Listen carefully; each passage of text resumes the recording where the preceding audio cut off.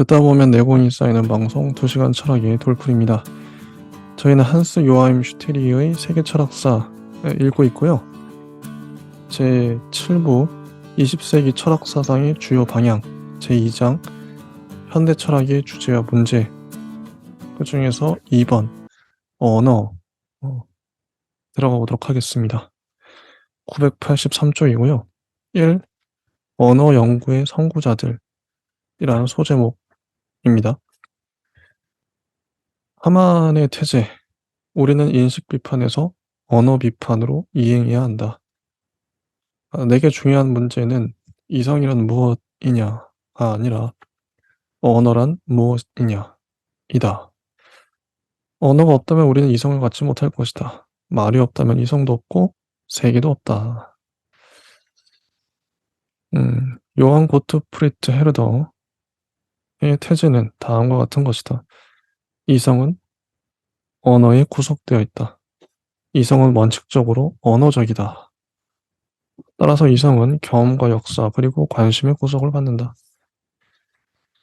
하만과 헤르다는 언어에 관한 자신들의 사상을 체계화하지 않았다. 이런 이유에서 이들은 언어 철학의 창시자라기보다 선구자라 지칭될 수 있다. 언어를 사유나 이성에 결부시키거나 그와 동일시할 경우에는 언어를 탐구하는 것이 무척 어려워진다.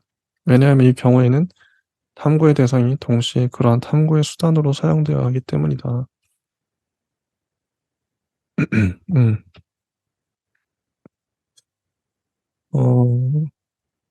본격적 언어과학의 개화는 영국의 식민지였던 인도에서 일어났다. 당시 캘커타 대법원 판사였던 영국인 윌리엄 존스는 산스크리트어를 면밀히 연구했다.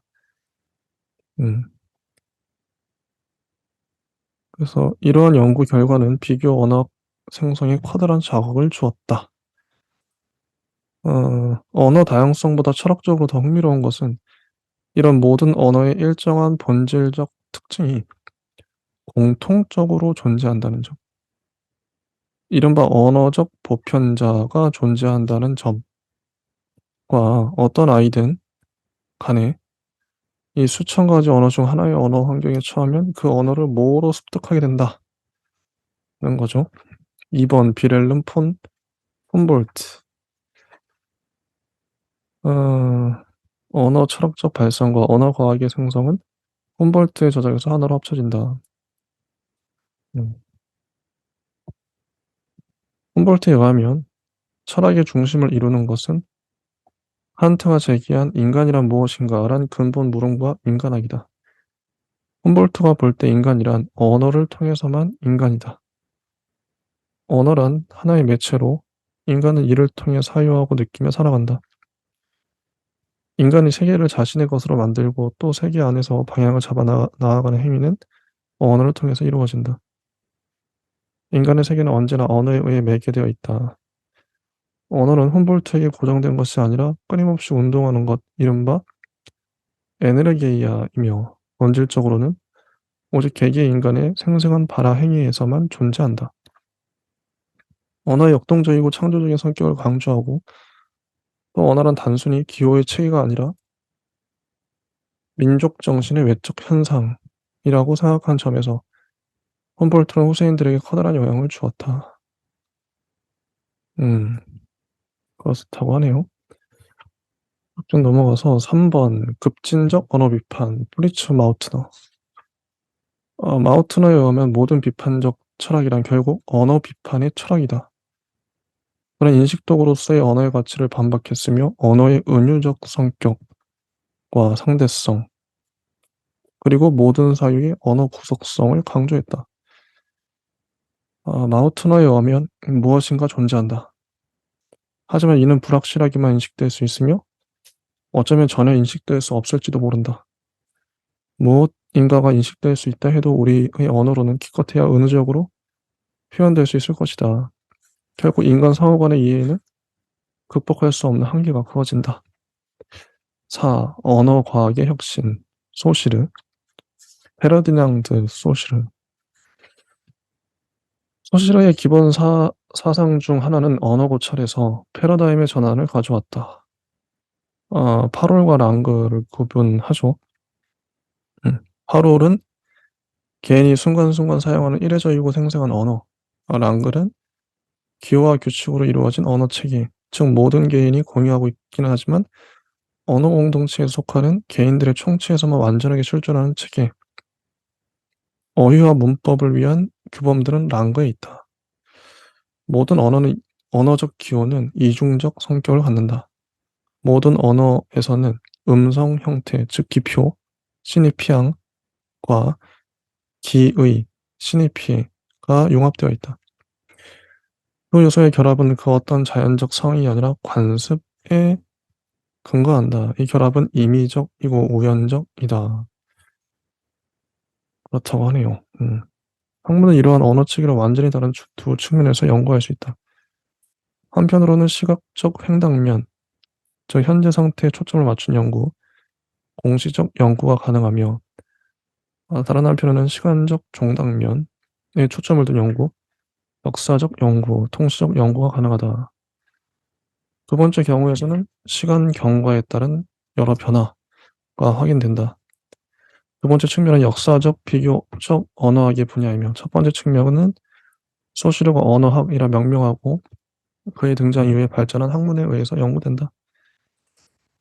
음, 소시르는 구조주의에도 영향을 주었다고 하네요. 5. 루트비 비트겐슈타인. 음, 비트겐슈타인 유명하죠. 어, 비트겐슈타인의 재능은 음악, 기술, 건축, 조각, 수학, 논리학, 철학을 아울렀다. 성격이 불안정하고 감정 기복이 심했다고 하네요. 예민했다. 음, 비트겐슈타인의 철학적 활동은 전기와 후기로 나누어 볼 수 있다. 음, 음, 논고는 얄팍한 분량이지만 어려운 내용을 담고 있는 저작으로 자문투의 명제들로 채워져 있다. 일상적 단어들을 써서 자신의 사상을 전개한다. 이 저작은 서술 방식도로 압축적이며 프레게와 러셀의 학설에 대한 사전 지식이 있어야 이해되고 비트겐슈타인이 일상어의 개념을 사용하긴 하지만 일상에서 벗어나는 특유의 엄격한 내용을 그것에 부여하기 때문에 이해하기 어렵다. 태제들을 보면 1. 세계는 일어나는 모든 것이다. 2. 일어나는 일, 즉 사실은 사태들의 존립이다. 3. 사실들의 논리적 그림이 사고다. 4. 사고는 뜻이 있는 명제이다. 5. 명제는 요소 명제들의 진리 함수이다. 6. 진리 함수의 일반적 형식은 이게 어려운 낱말로 써있네요. 뭐뭐뭐뭐이다. 이것이 명제의 일반적 형식이다. 7. 말할 수 없는 것에 관해서는 침묵해야 한다.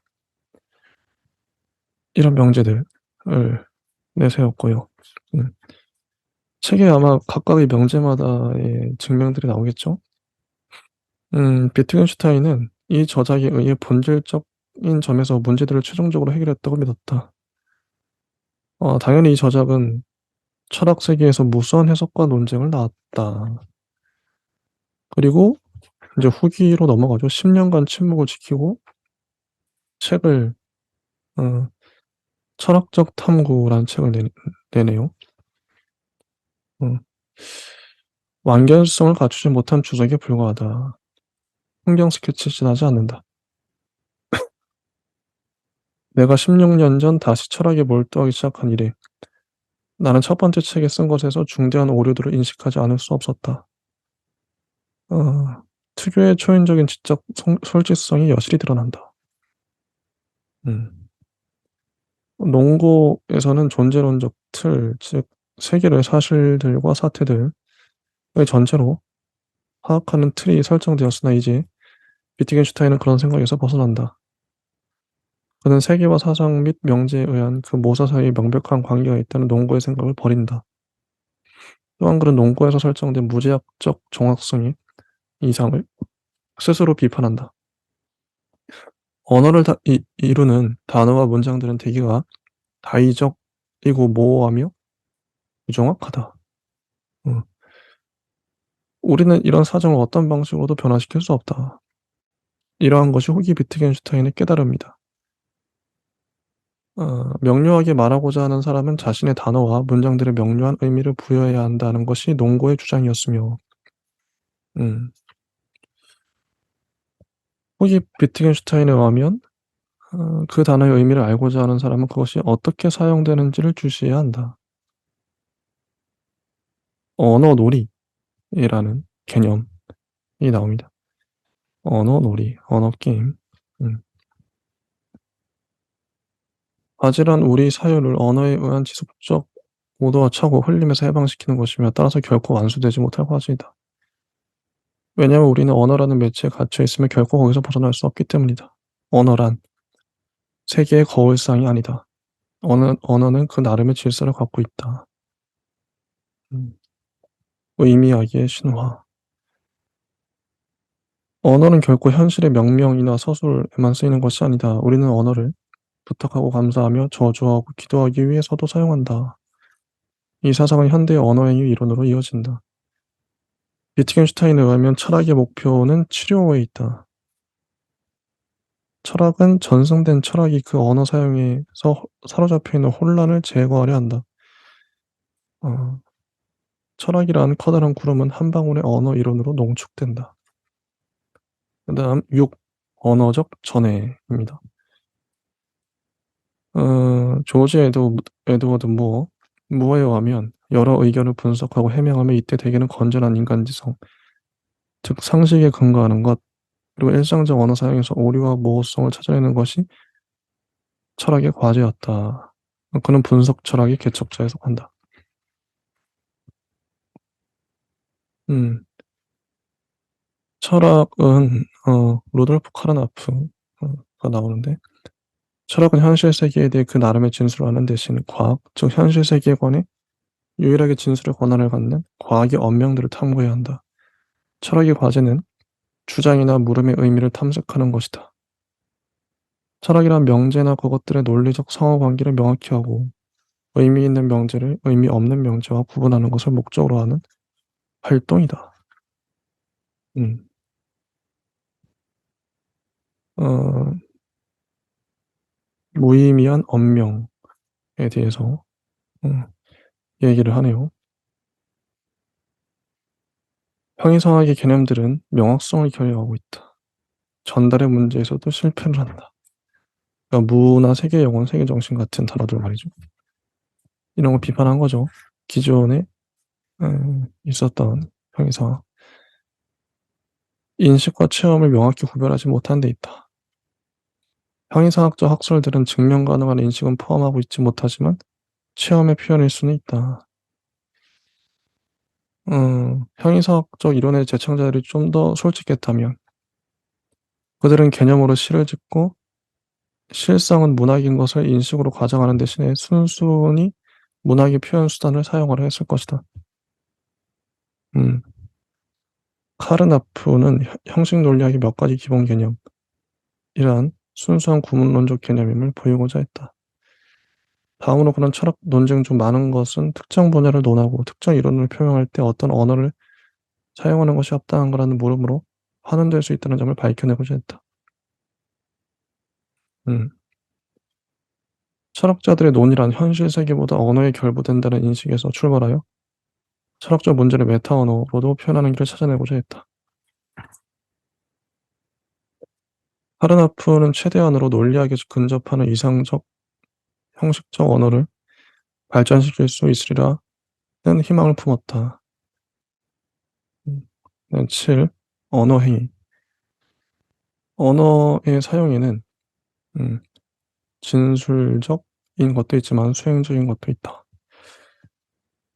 음, 오스틴이 이런 얘기를 하네요. 언어행위. 음, 어, 언어 이론가들이 이처럼 일상적 현상을 20세기 이르러서야 포착하고 연구했다는 것은 기이한 일이라고 할 수 있다. 언어행위 이론은 사회적 환경을 끊임없이 고려한다. 8. 두 가지 전망. 미국의 노암 에이브럼 촘스키는 현재 생존해 있는 언어학자 중에서 국제적으로 가장 유명한 인물이다. 스키너의 언어 행동에 대한 설득력 있는 평론으로 일찍부터 명성을 얻었다. 스키너는 심리학에서 행동주의라 불리는 학파의 대표자이다. 음, 이걸 비판한 거죠. 행동주의에 대해서.